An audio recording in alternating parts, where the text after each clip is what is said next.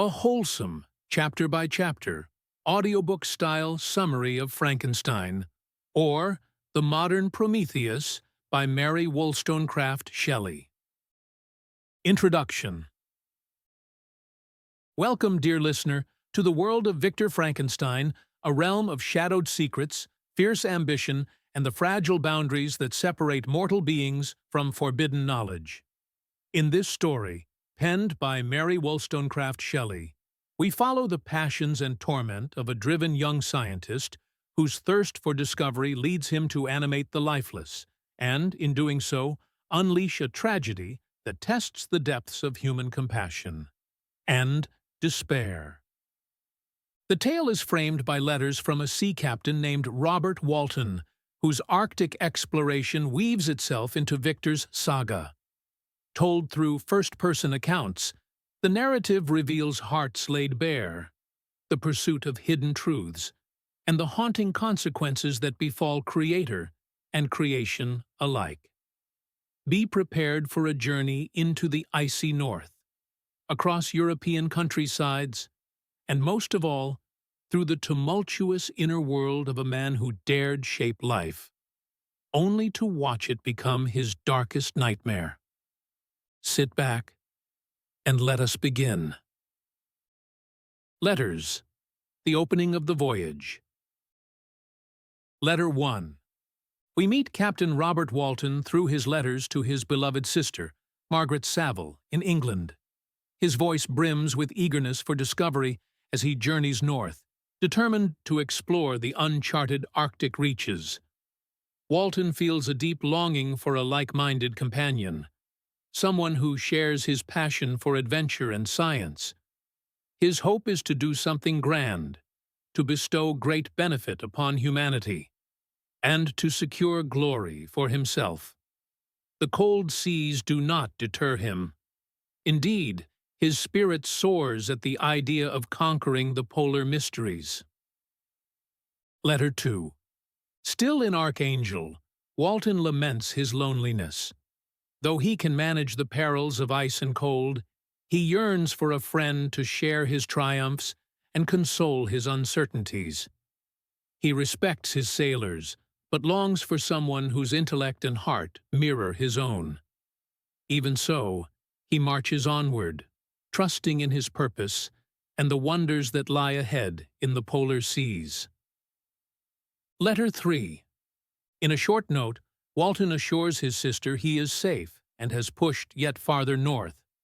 Conditions are trying, but spirits remain high.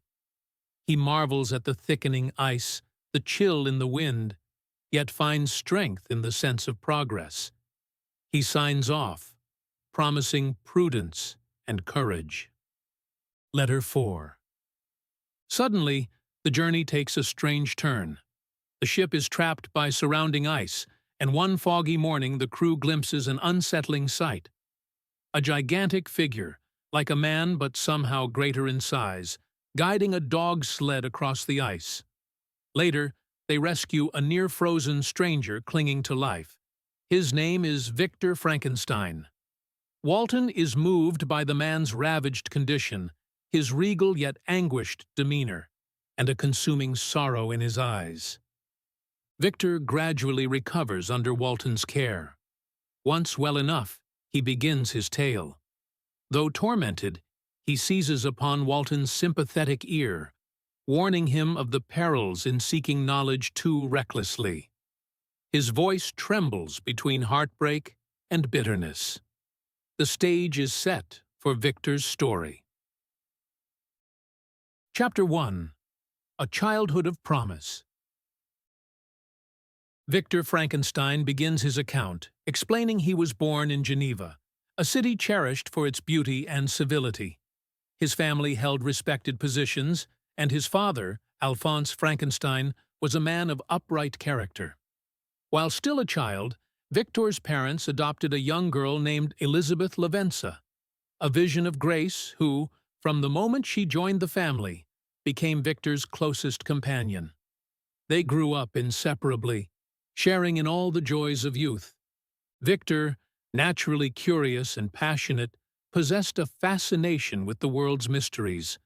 He found warmth in Elizabeth's serene nature, while he himself was restless, drawn to examine life's hidden forces. He cherished his parents and siblings, particularly Elizabeth, who embodied for him a sort of living marvel. Chapter 2. Early Influences and the Thirst for Knowledge. Victor's youth unfolds amid idyllic Swiss surroundings, yet storms loom within his mind.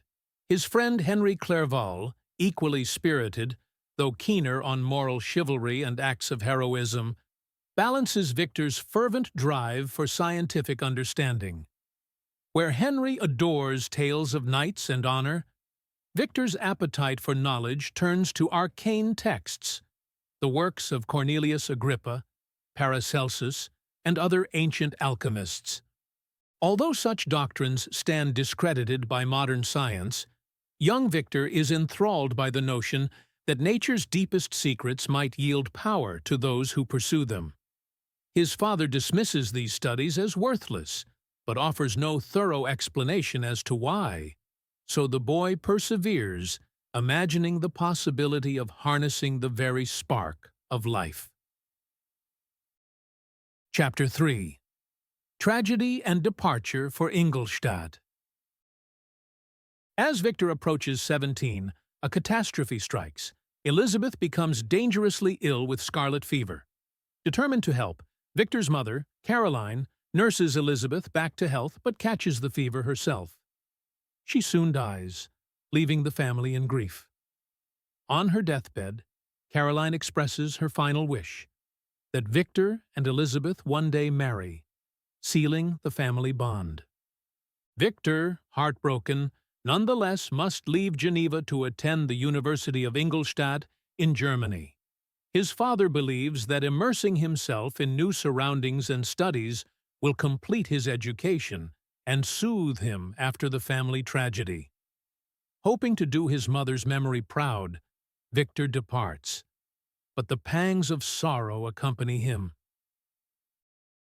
Chapter 4. Discovering the Spark of Life. In Ingolstadt, Victor meets Professor Krempe, who scorns his interest in outdated alchemy. But Professor Waldman, gentle in manner, encourages him to learn the newest science while still acknowledging past visionaries. Under Waldman's guidance, Victor becomes consumed by modern chemistry, galvanism, and the structure of the human body. Quickly surpassing his peers, he devotes day and night to research. A feverish obsession takes root. He hunts in graveyards, charnel houses, and dissecting rooms, consumed with the question, what is the principle that gives life? Driven beyond reason, he masters the art of bestowing animation on lifeless matter. The possibility overwhelms him with rapturous ambition. Chapter 5. The Monstrous Creation.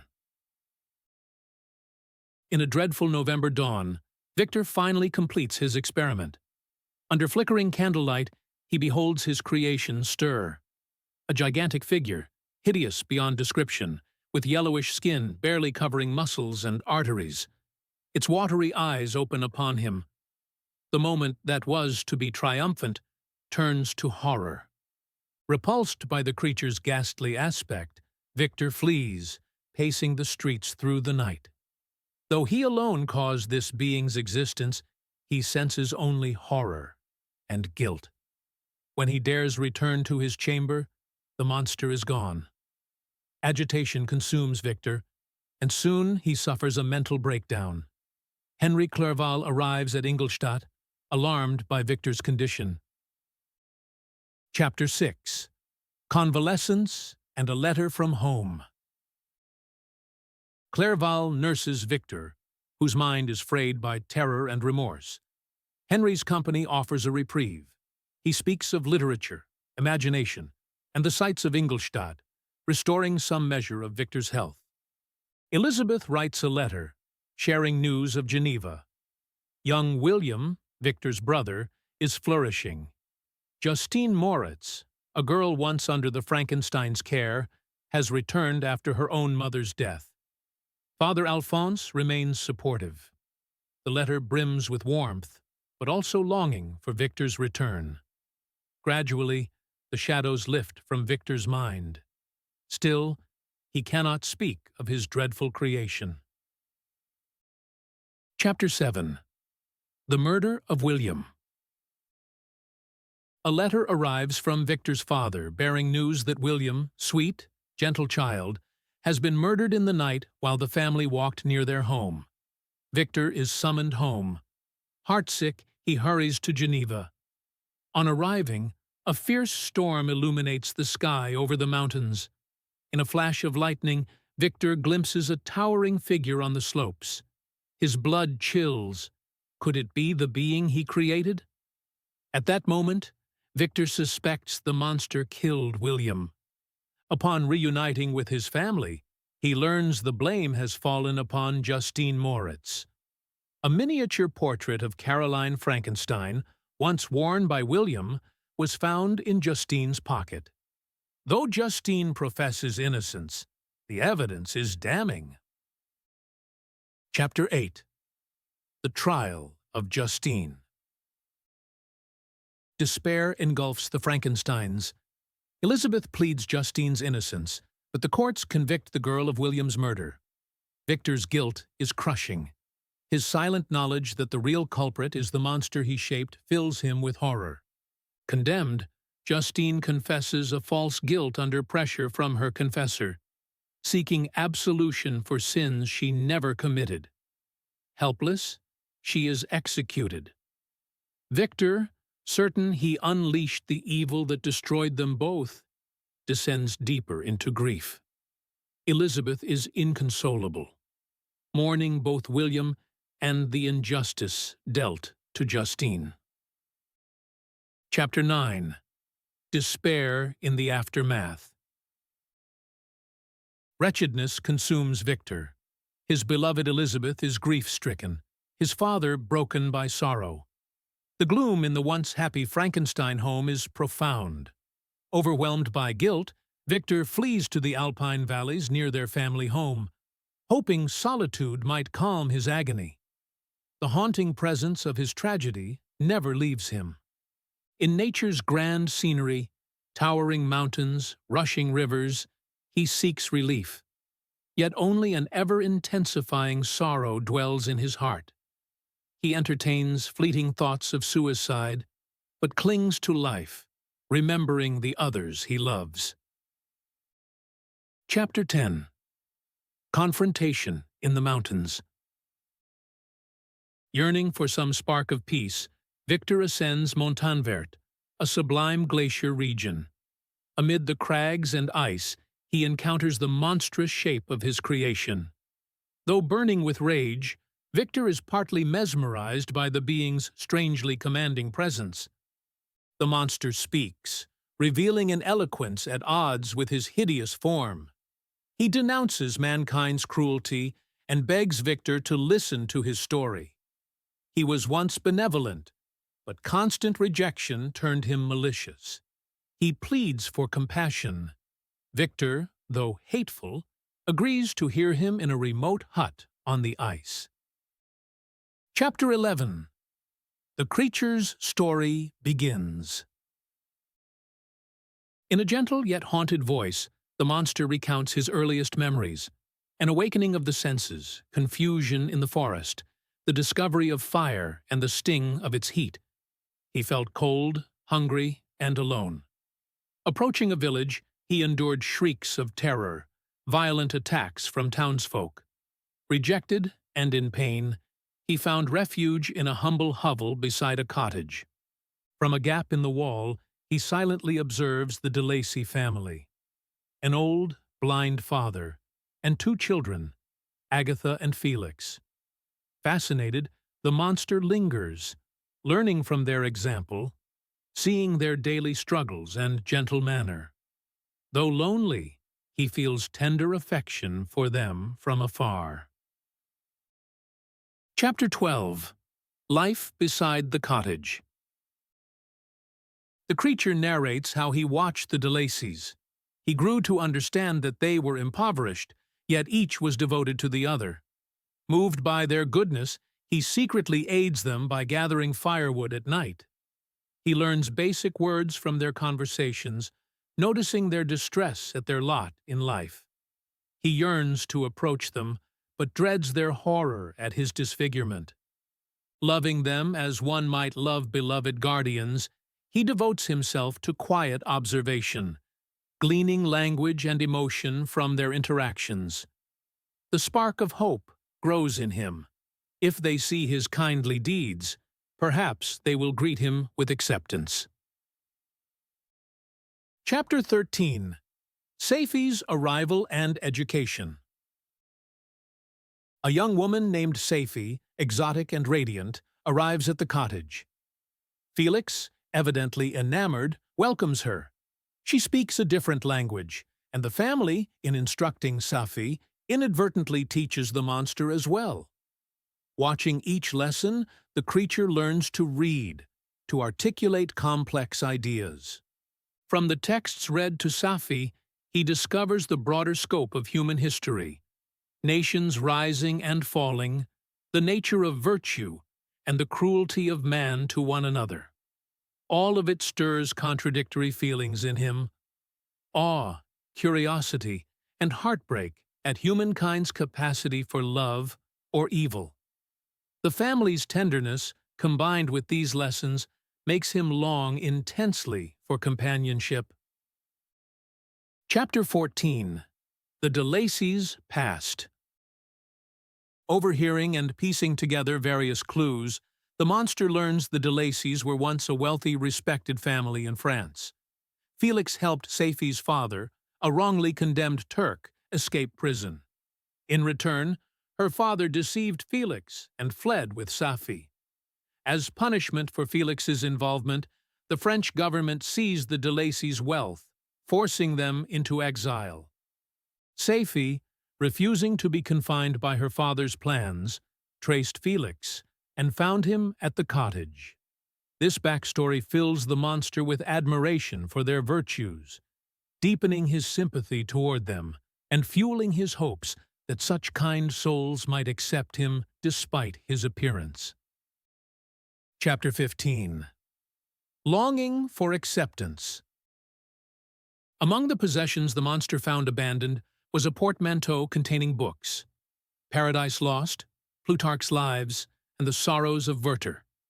By reading these volumes, he ponders morality, heroism, and human sorrow. Paradise Lost resonates as he sees himself as both Adam, created yet forsaken, and Satan, cast out by his creator. He also discovers pages from Victor's own journal horrifying him with descriptions of his own odious form. This revelation cements his feelings of abandonment. Yet, despite his anguish, he is resolved to seek the de Lacey's acceptance. One day, he approaches the blind father alone, speaking gently. The father listens kindly, unaware of the monster's appearance. But when Felix, Agatha, and Safie enter, they react with terror. Felix drives the monster away violently. Heartbroken, the creature realizes he is despised solely for his outward form. Chapter 16. Burning Hate. The monster flees, racked by heartbreak and rage. He returns to the cottage days later, only to find it abandoned. Enraged at losing the only souls he'd ever loved, he sets the cottage ablaze in despair. His mind now darkened, the creature vows revenge, particularly upon Victor. Roaming the countryside, he saves a young girl from drowning, only to be shot by a man who misreads his intentions. Bitterness grows. Traveling toward Geneva, he encounters a boy in the woods. Hoping a child's innocence might allow friendship, he seizes the child, who reveals himself as William Frankenstein. Upon learning the boy's surname, the creature strangles him in a fury. Finding a locket with a portrait of a woman, Victor's mother, he places it in the folds of a sleeping Justine's garment, framing her unknowingly. Thus begins his campaign of vengeance on Victor. Chapter 17. The Monster's Demand. Finished with his story, the monster begs Victor to create a female companion as hideous as himself.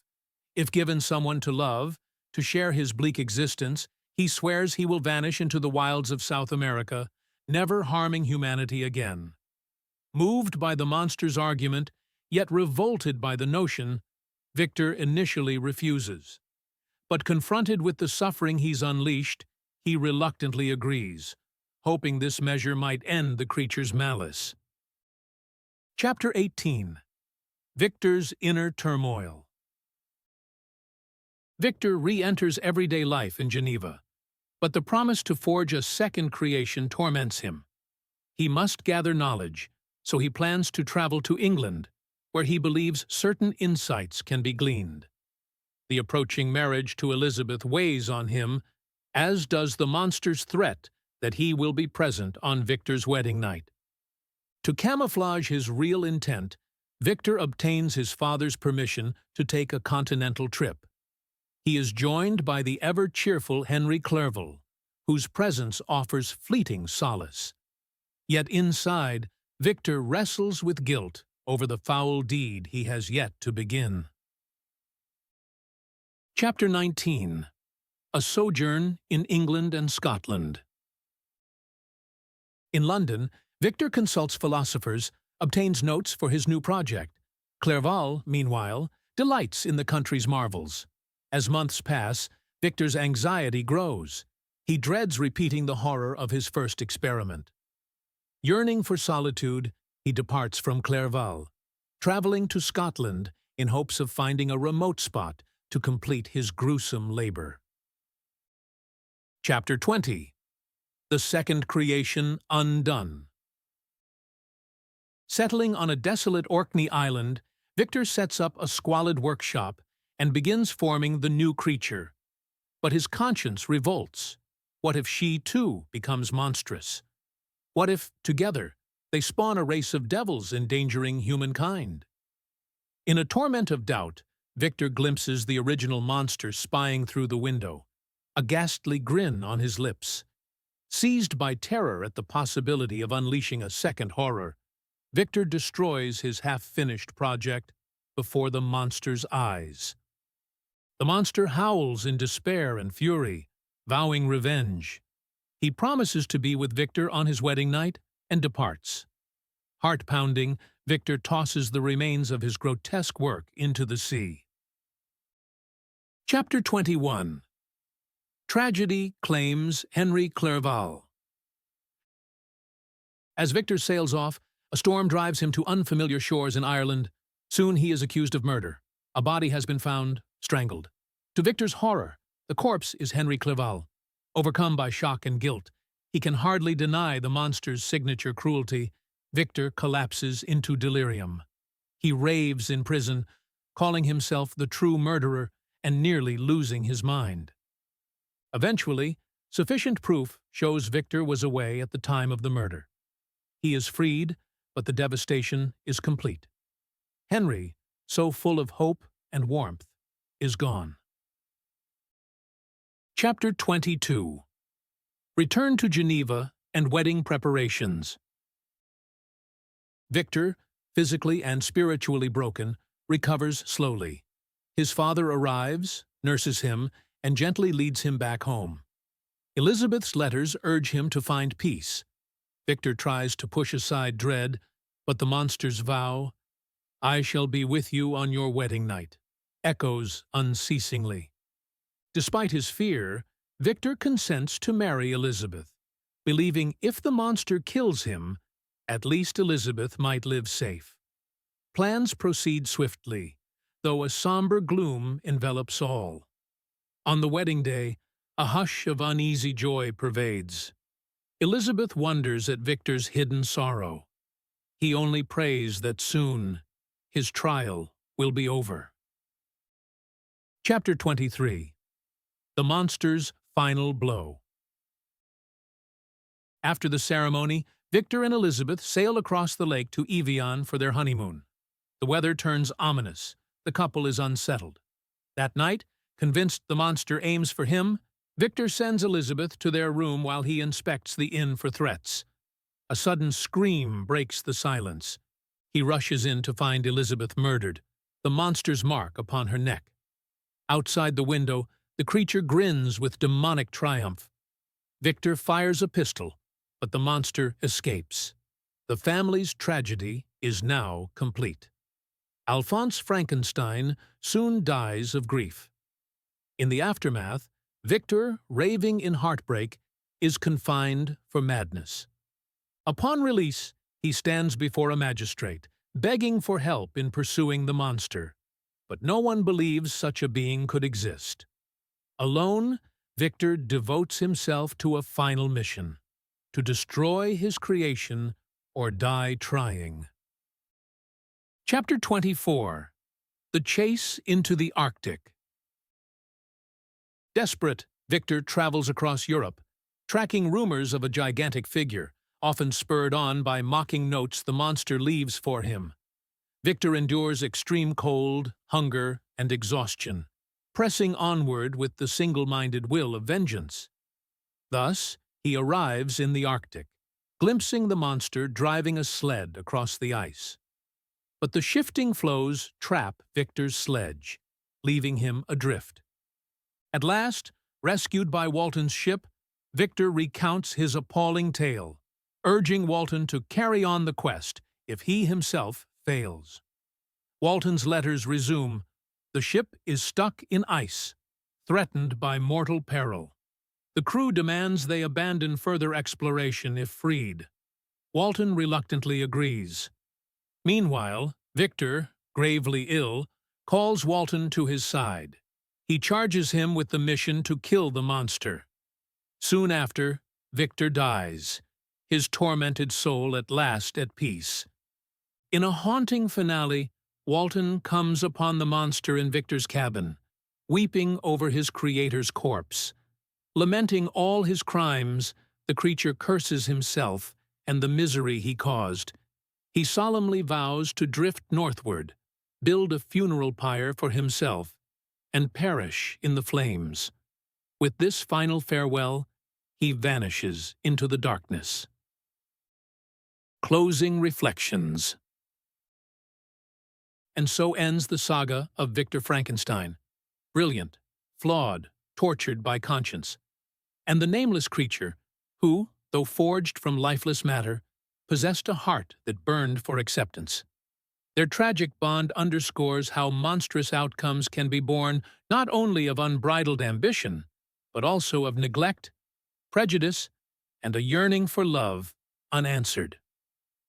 Mary Shelley's novel is both a testament to the dangers of overreaching science and a poignant study of alienation.